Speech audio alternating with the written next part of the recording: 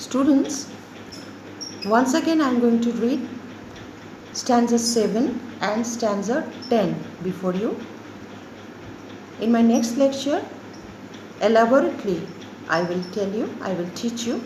But today stanza 7 and stanza 10, once again I am reading before you. So please pay attention. "O haste thee, haste," the lady cries, "though tempests round us gather, I'll meet the raging of the skies, but not an angry father." The lady means the young lady, Lord Yulin's daughter, and she is shouting, or in high pitch she is telling the boatman that row the boat fast, row the boat faster or more fast, row in haste, because we have to leave as soon as possible before my father reaches the seashore with his men on horses back. So she is shouting and she is telling the boatman to row the boat fast. So here she is saying, move faster and faster, because the boatman, he is trying his level best. Weather is not at all favorable. High tide, ruthless waves, he has to overcome, or they three have to overcome. So as far as possible he is rowing his boat faster. But you know, always man is helpless before nature.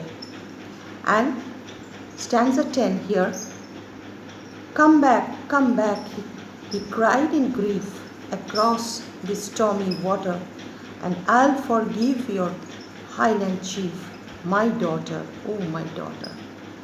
Here, this is the version of Lord Yulin. Lord Yulin's wrath, that means anger, rage, it has been converted into compassion. At this very moment, he has become the father. He is no more the cruel tyrant or harsh Lord Yulin. Affection, love, attachment, compassion, all these aspects of human being, all these aspects are overpowering Lord Yulin. And he is shouting, he is crying, and he is telling his daughter, come back, my child, come back. I will forgive your chieftain.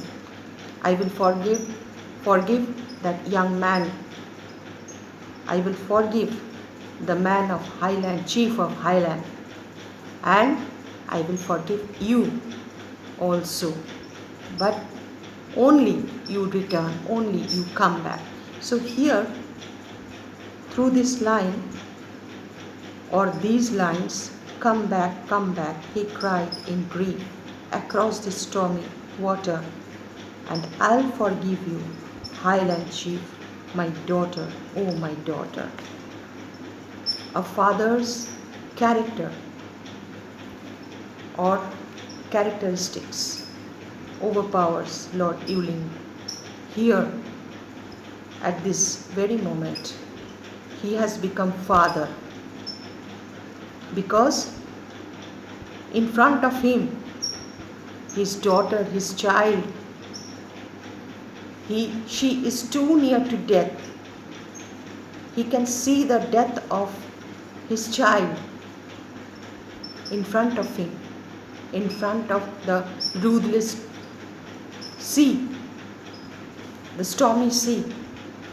So these two stanzas, so I hope that you have understood.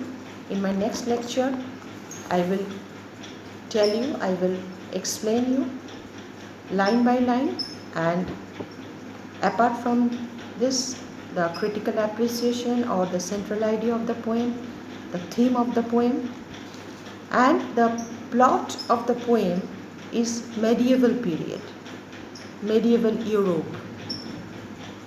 because the title Lord, Monsieur, Sir, Duke, Duchess, those are the medieval characteristics. So the poet Thomas Campbell, he has taken the readers with him to the medieval plot. So this is a ballad based on medieval plot or medieval theme. So guys, on the basis of today's chapter or today's lecture, the copy is definitely, it is open before you. You note down 5 words from the poem Chieftain, Cheiftain, Chieftain. Sorry, Cheiftain, Cheiftain, Chieftain. Tarry, Tarry, Tarry. Glen, Glen, Glen. White, Wight. Bonny, Bonny, Bonny. And now guys, you take 5 questions. Question number 1. How many characters are presented in the poem Lord Evelyn's Daughter? How many characters are presented in the poem Lord Evelyn's Daughter? Question 2. The young man was the chieftain, Chieftain. The young man was the chieftain of which region? Question 3. Why Lord Evelyn's daughter was wanting to escape? Why Lord Evelyn's daughter was wanting to escape? Question 4. To whom the young lovers approached to ferry them? Ferry. To whom the young lovers approached to ferry them? And the last question is, give the antonym of haste. Give the antonym of haste. So, answer these questions and find out the meanings of the words. The guys, the students, those who have the book, I have given all the words from the book itself. You can go through the book, note down in your copy and answer all the 5 questions. So till then, stay home, stay safe, God bless you, bye bye.